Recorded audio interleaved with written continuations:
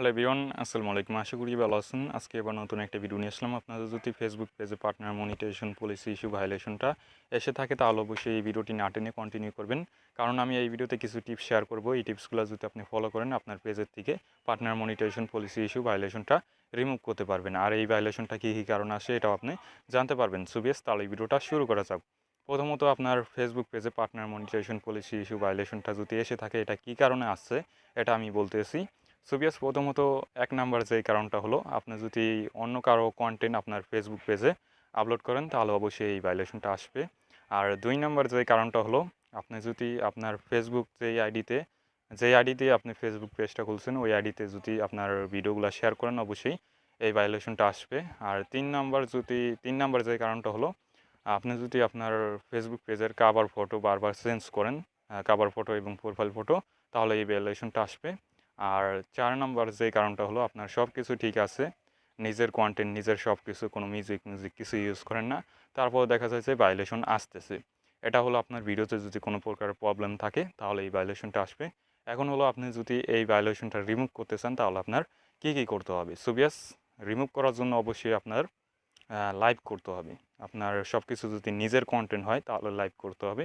যদি আপনার ফেসবুক পেজে লাইভ করেন 1 ঘন্টা অথবা 2 ঘন্টা প্রতিদিন, প্রায় 1 সপ্তাহ লাইভ করবেন 1 ঘন্টা করে অথবা 30 মিনিট যেটুকুই পারেন ওটুকুই লাইভ করবেন। লাইভ করার পর দেখা যায় যদি আপনার সব কিছু নিজের হয় তারপর আপনার ভায়োলেশনটা উঠে যাবে, partner monetization policy issue ভায়োলেশনটা।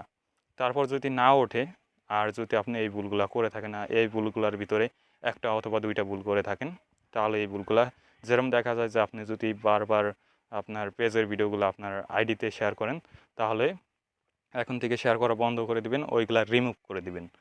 Share করছেন যেই আইডিতে ওইখান থেকে রিমুভ করে দিবেন এবং লাইভ করবেন আপনার ফেসবুক পেজে, তাহলে অবশ্যই এই ভায়োলেশনটা চলে যাবে।